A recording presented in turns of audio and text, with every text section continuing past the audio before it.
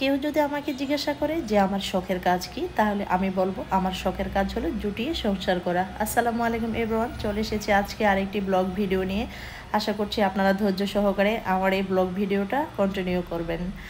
আজকে সকাল থেকে আমি আপনাদের সাথে শেয়ার করব যে আমি আজকে সারাদিনে কি কি কাজ করেছি, কখন আমি রান্না করি, কিভাবে আমি ঘর গোছাই, সেই সুন্দর সময়টুকু আমি আপনাদের সাথে শেয়ার করব। এবং ডেইলি আমি ঠিক সেম নিয়মে এভাবে সবসময় আমি চলতে থাকি। সকালবেলা ঘুম থেকে ওঠার পর সবসময় আমি একেবারে হালকা নাস্তা খেয়ে থাকি। কখনো আমি চা বিস্কিট খাই, কখনো রুটি, কখনো পরোটা। তবে রুটি যদি খাই একটি, পরোটা খেলেও একটি। সবসময় আমি অল্প একটু খাবার খেতে পছন্দ করি। এই তো নাস্তা খাওয়ার পর তারপরে আমি চলে আসি রান্না বান্না করার জন্য।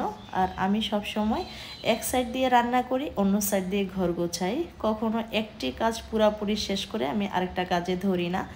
যেহেতু দাঁড়িয়ে দাঁড়িয়ে রান্না করা লাগে না, একটু পরপর একটু নেড়ে চেড়ে রান্না করি। আর মাঝে মাঝে আমি আমার ঘরগুলা আমি গুছিয়ে রাখি। আর যেহেতু আমার হেল্পিং হ্যান্ড নেই, সম্পূর্ণ কাজগুলো আমাকেই করতে হয়, সেই জন্য আমি আমার নিয়ম অনুযায়ী আমার ভাঁজ মতো আমি সবসময় রান্নাবান্না করে থাকি।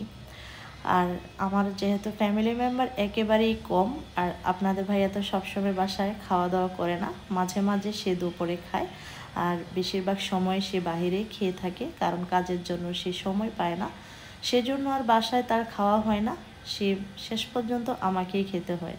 ছোট ছেলেটা বাসায় থাকে, সে তো আর এত খাবার খায় না, অল্প একটু খাবার খায়। তো রান্নাবান্নার ঝামেলা সবসময় কম থাকে। আর যখন মেহমান আসে সেটা তো অন্য ব্যাপার। রান্নাবান্না চুলায় রেখে চলে এসেছি আমার বেডরুমটা গোছানোর জন্য, যে রুমটাতে আমি ঘুমাই। এখন আমি আমার সুন্দর করে আমার বেডটাকে আমি গুছিয়ে নিই। আমি সব সময় একটা জিনিসে চিন্তা করতাম আগে, যখন আমরা যৌথ ফ্যামিলিতে ছিলাম, যে আমার একটি বেড থাকবে একেবারে আলাদা, সুন্দর গুছানো আর একেবারে ঝামেলা মুক্ত। আলহামদুলিল্লাহ, আল্লাহ তাআলা আমার এই আশাটা পূরণ করেছে। আর আমি সবসময় আমার রুম বলেন, বাসা বলেন, যেটাই বলেন, সবসময় গুছিয়ে রাখতে খুবই পছন্দ করি।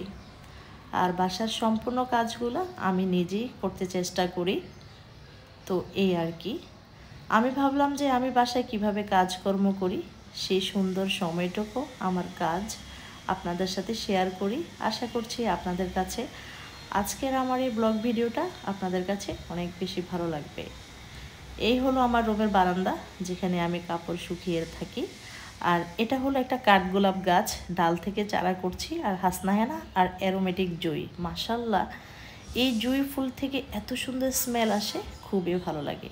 আর এই বারান্দাটা হলো আমার মন ভালো করার জন্য। যখন আমার অনেক বেশি খারাপ লাগে তখন আমি বারান্দায় থাকি, আমার কাছে ভালোই লাগে। এই তো ভাত রান্না হয়ে গিয়েছে, এখন আমি ভাতের মার গেড়ে নিচ্ছি। আর এই সাইড দিয়ে আজকে যে আমি ডাটা দিয়ে মাছ রান্না করছি, সাথে কয়েক টুকরা আলুও দিয়েছি। যখন তরকারিটা ভালো করে কষানো হয়ে গিয়েছে, তখন আমি মাছটা দিয়ে দিলাম, দিয়ে আবারও চুলাটার আঁচ একটু কমিয়ে একটু ঢেকে আমি রেখে দিচ্ছি, যে আমার ডাটাটা ভালো করে সিদ্ধ হোক। এপাশ দিয়ে চলে এলাম ড্রয়িং রুমটা গোছাতে। আর আপনারা যে ভিডিওতে ল্যাম্পটা দেখতে পাচ্ছেন, এই যে কিছুদিন আগে যে রমজানের যে রোজার ঈদ গেল, আমার ছোট ছেলেটাকে যারা সালামি দিয়েছিল, সেই সালামির টাকা দিয়ে সে এই ল্যাম্পটা কিনে এনেছে। আমার ছেলেগুলো মাশাল্লাহ আমার মতোই বেঁচে যাওয়া টাকা দিয়ে ঘরে টুকিটাকি জিনিসপত্র কিনতে পছন্দ করে। এই তো আমার ড্রয়িং রুমে এই যে শোকেসটা আপনারা দেখতে পাচ্ছেন, এখানে হলো আমার সবগুলা কাচের জিনিস, খুবই শখের। মাঝে মাঝে যখন আমার কাছে বোনাস বলতে যখন এক্সট্রা টাকা থাকে, তখন আমি আড়ং থেকে এই সুন্দর সুন্দর জিনিসগুলো আমি অল্প অল্প করে কিনে রাখি। যেহেতু সংসারটা আমার, তাই সুন্দর সুন্দর জিনিস দিয়ে ঘর গোছাতে আমার কাছে ভীষণ ভালো লাগে। আর যেহেতু আড়ংয়ের জিনিসপত্র একটু বেশি দাম, সেই জন্য অল্প অল্প করে এই তো সংসারটাকে আমি গুছিয়ে রাখছি। আর তেলের যে ঝাড়টা দেখছেন, এটা আমি নিউ মার্কেট থেকে কিছুদিন আগে যখন ঢাকা গিয়েছিলাম, ওখান থেকে আমি কিনে এনেছি। তো দুইটা শোকেসে আছে, আরেকটা বেডরুম আরেকটা শোকেস আছে, যেখানে মেহমান আসলে ওখান থেকে নামানো হয়। আর এই জিনিসগুলো একটু কমে ধরা হয়, কারণ এগুলো দেখতে আমার কাছে অনেক বেশি ভালো লাগে। তবে গ্লাস থাকাতে অনেক ময়লা হয়, প্রতিদিন পরিষ্কার করতে হয়। প্রতিদিন যদি নাও করি, একদিন পর পর এই জিনিসপত্রগুলো মোটামুটি আমি মুছেই রাখি।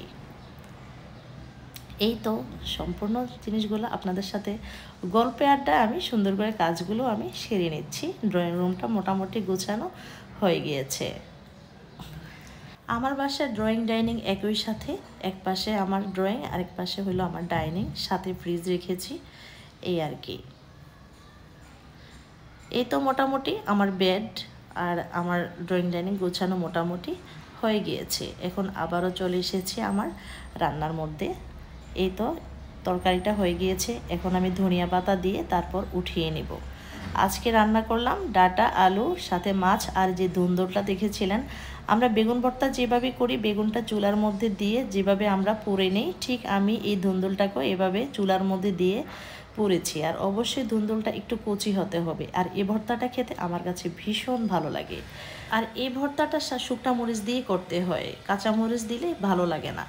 এই তো আমি খুব ভালো করে বেটে নিয়েছি, আর সাথে একটু ধনিয়া পাতা দিয়েছি, স্মেলটা ভালো আসবে। এখন সম্পূর্ণ এগুলো বেটে তারপর এখন আমি পেঁয়াজ কুচি দিয়ে দিচ্ছি, দিয়ে এখন আবারও একসাথে করে বেটে সুন্দর করে মিক্স করে নেব। কেমন লেগেছে আজকের এই ব্লগ ভিডিওটা? আশা করছি আপনাদের কাছে অনেক ভালো লাগবে। যদি আমার ভিডিওটা কোনো অংশে একটু যদি ভালো লেগে থাকে, তাহলে অবশ্যই আমার এই পেজটা আপনারা ফলো দিয়ে রাখবেন। আর যারা অলরেডি করে ফেলেছেন তাদের জন্য রইল আমার অসংখ্য ভালোবাসা। ভিডিওতে একটি লাইক দিয়ে আমার পাশে থাকবেন।